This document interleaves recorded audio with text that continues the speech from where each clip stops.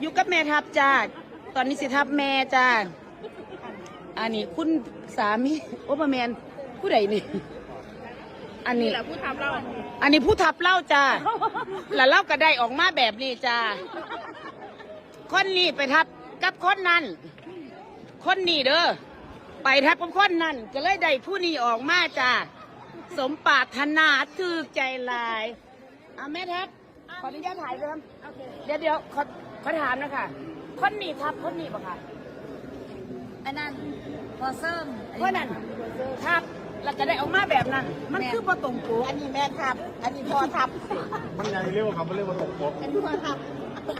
แมนคือประตรงปก มันใหญ่ไว้หมดค่ะ หน้าตาดีอยู่โสดปะน่ะมีแฟนหรือยังอีหลีนี่ว้า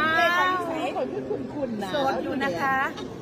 ขออนุญาตเด้อเหนื่อยโอดเอาเด้อแม่เอ้ยเมื่อยจะแข็งนี่เลย